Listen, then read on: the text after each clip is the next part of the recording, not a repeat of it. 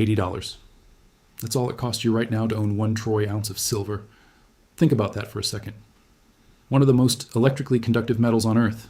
A metal that is absolutely critical to the solar panels going up on rooftops from Texas to Tokyo, to the electric vehicles rolling off assembly lines, to the microchips powering every single device you are looking at right now, and you can own it for the price of a dinner out. But here's what is making silver traders absolutely sweat this morning. As of the New York market close on March 13th, 2026, silver just crashed 4.54% in a single session. The bid price slammed down to $79.94 per ounce, $4.80 wiped off in one day. Now, is that a catastrophe, or is that the single greatest buying opportunity you have seen all year? Because depending on which side of this trade you are on, today's number either terrifies you or excites you beyond belief. And by the end of this video, you're going to know exactly which side you should be on. Welcome back to Silver Signals, everybody. I'm your host, Yali Jiang, and if you are new here, welcome to the channel where we cut through the noise and talk straight about precious metals, smart investing, and building real wealth in a world that feels more uncertain every single day. Today, we are diving deep into the silver market, what just happened with today's dramatic price drop, why it actually tells us something very important about where silver is heading, and why some of the sharpest analysts in the world are still calling for prices that would absolutely floor you by 2026. We have got a lot to unpack. Quick thing, if you haven't subscribed yet, hit that button right now. We publish silver and gold, market updates, analysis, and investment strategy every week, and you do not want to miss what's coming over the next few months in this market. Okay, let's get into it. So let's start with the raw facts on the table. Today, March 13th, 2026, silver closed the New York session with a bid price of $79.94 per ounce. That is a drop of $3.80, representing a 4.54% decline in a single trading day. To put that in perspective for you, if you held 100 ounces of silver going into today, you just watched nearly $400 evaporate before dinner. And if you were holding 1,000 ounces, which many serious stackers and institutional players are, that's close to $4,000 gone in hours. Now, a move like this doesn't happen in a vacuum. Silver is not just sitting in a vault somewhere collecting dust. It trades globally, it reacts to economic data, to currency moves, to interest rate expectations, and to what happens in industrial commodity markets. Today's drop is almost certainly being driven by a combination of factors. The US dollar has been showing strength, and when the dollar strengthens, dollar-priced commodities like silver tend to fall. It's a mechanical relationship that has existed for decades. We also have risk-off sentiment in the broader market, where investors sell perceived riskier assets and move toward cash or bonds. Silver, sitting at the intersection of investment metal and industrial commodity, tends to get hit in both directions when that happens. But here's the context that most people completely miss when they see a red day like today. Even at $79.94, silver is trading at levels that would have seemed absolutely extraordinary just a few years ago. We're not talking about a collapse. We're talking about a correction within a larger bull move. And history tells us something very powerful about corrections like this one. They are almost always where the money is made, not lost. Let me give you some perspective that I think will genuinely change how you see today's number. Silver has a range right now between approximately $79.35 on the low end and $85.58 on the high end. That's the trading band we've been operating in recently. Even the low end of that range represents a silver market that has undergone a fundamental transformation in how the world values this metal. And that transformation comes down to one word: demand. Not just investment demand, industrial demand. The kind of demand that doesn't care about fear or greed or what the Federal Reserve says at its next meeting. The kind of demand that is baked into contracts, supply chains, and 10-year infrastructure plans. Here's a number that should stop you cold. Each solar panel uses between 15 and 20 grams of silver. Not a lot, you might think. But the International Energy Agency is projecting that the world needs to install more than 300 gigawatts of solar capacity every single year between now and 2030 to meet climate goals. Do the math on that. The silver demand from solar alone is staggering, and it is growing faster than the mining industry can respond. Then, layer on top of that the electric vehicle revolution.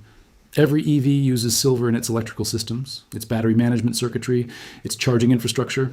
Every 5G tower going up around the world, and there are hundreds of thousands of them being installed as we speak, uses silver in its components.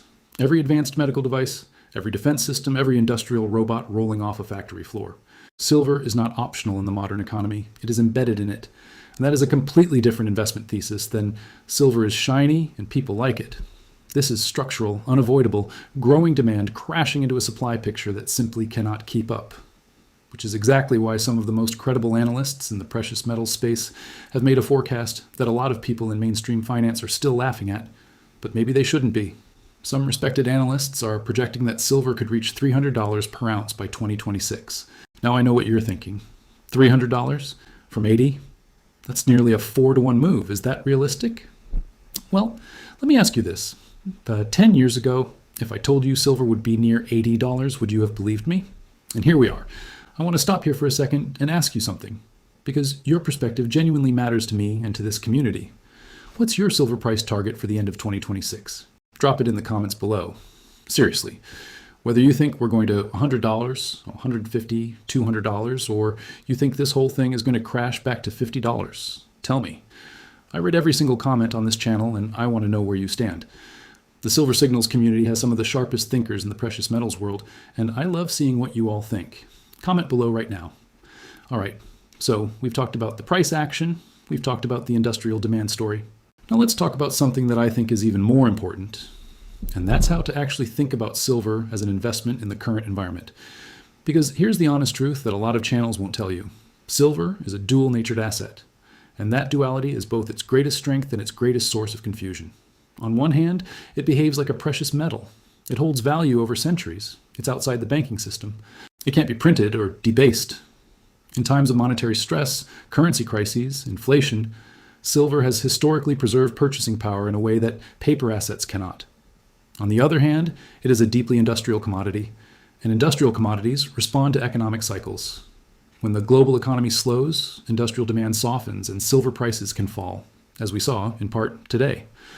What this means for you as an investor or as a stacker is that you need to be very clear about why you own silver. If you own it as a hedge against monetary instability and long-term currency debasement, then a 4.5% single-day drop is genuinely irrelevant to your thesis. You're not playing a short-term game. You're playing a decade-long game about the future of money, the trajectory of government debt, and the real economy's need for this particular metal. And in that game, today's dip is frankly a gift. If you own silver as a shorter-term trade, trying to capture a run to $90 or $100 in the near term, then today's drop matters more, and you need to be honest with yourself about your risk tolerance and your timeline. Neither approach is wrong. But mixing them up, holding silver for the long term but panicking at short-term drops, that is where people consistently lose money and confidence in assets that are genuinely working for them over time. Here's an analogy I love. Imagine you bought a piece of land outside a growing city. The land is worth $100,000 today. Then there's a local economic slowdown, a bad news cycle, some uncertainty, and a real estate agent tells you the land is only worth $95,000 right now. Do you panic and sell? Or do you look at the city growing all around the land and say, I bought this for where it's going, not where it is today? Silver is that land. The city growing around it is the global industrial revolution happening in real time. The dips are just noise. Now let me zoom out and talk about the international picture, because silver is a global market, and what happens in New York does not tell the whole story. When you look at silver prices across different units and different markets, you start to see just how pervasive this metal is in global trade. Right now, a gram of silver is sitting at around $2.57 USD. A kilogram, 2,870. A tola, the unit used across South Asia in gold and silver trading, is at roughly $30. A tael, used across East and Southeast Asian markets, around $97. Why does this matter? Because it tells you that silver is actively priced and traded in multiple currencies and measurement systems across multiple continents simultaneously. This is not a niche American investment story. India is one of the largest silver-consuming nations on Earth. It is culturally embedded in jewelry and festivals and dowry traditions that go back thousands of years. China is a massive industrial consumer. Southeast Asia, the Middle East, Latin America, silver moves through all of these economies every single day. And when the US dollar strengthens, as it has recently, silver priced in local currencies across these markets actually becomes relatively more expensive for local buyers. That can temporarily dampen international demand. But it also means that when the dollar cycle turns, and dollar cycles always turn, all of that pent-up international demand comes flooding back in, and silver can move fast. We're also living through a geopolitical moment that is fundamentally changing how nations think about currency reserves. More and more central banks and sovereign wealth funds around the world are quietly diversifying away from pure dollar exposure. Gold has been the primary beneficiary of that trend, but silver, due to its lower price point and deep industrial utility, is increasingly part of those conversations. When you have institutions thinking about silver not just as a store of value, but as a strategic industrial reserve, that changes the calculus entirely. And now I want to share the insight that I've been building to this whole video, the twist that I think most people watching silver markets right now are completely missing. Remember our opening? $80 an ounce, $4.80 drop today. A terrifying day for some. But here's what nobody is talking about. Silver's ratio to gold is still historically cheap. Right now, the gold to silver ratio, the number of ounces of silver it takes to buy 1 ounce of gold, is sitting at historically elevated levels. Historically, this ratio has averaged somewhere between 50 to 70 over the long run. During periods of silver's greatest strength relative to gold, this ratio has compressed all the way down toward 30, even 20. What that means in plain language is this: silver is still massively undervalued relative to gold, even after everything that has happened in this market. When that ratio normalizes, and if you study monetary history, it always normalizes eventually, the silver price appreciation could be extraordinary. Think about it this way. If gold is sitting near current levels and the gold-silver ratio compresses back to even 50, which is still above the historical average, do you know where that puts silver? It puts silver north of $100 per ounce without gold having to do anything. And if gold continues its own bull run while the ratio compresses, now we're talking about a price for silver that starts to make that $300 forecast look not crazy, but perhaps even conservative.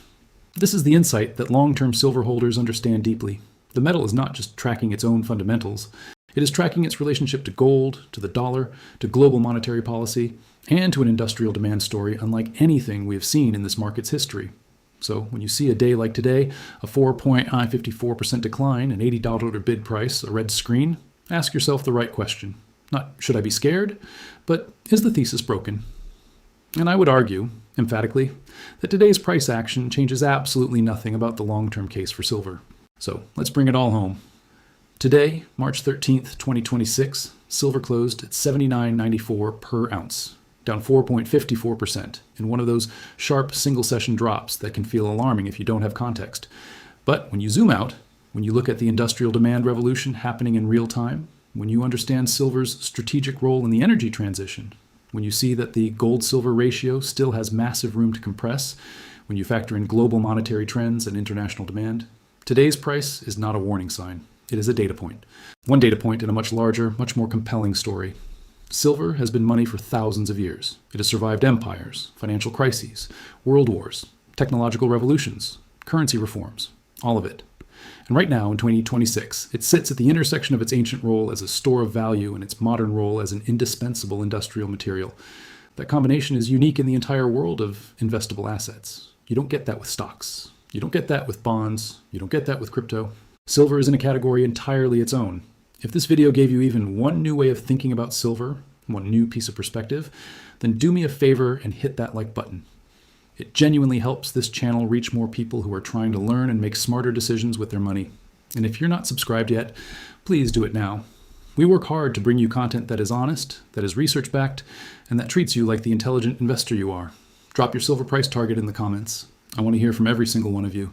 And share this video with someone in your life who you think needs to understand what is happening in this market right now. I'm Yali Jiang. This is Silver Signals.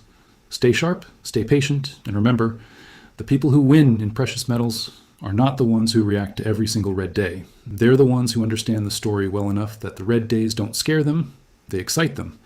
I'll see you in the next one. Take care, everybody.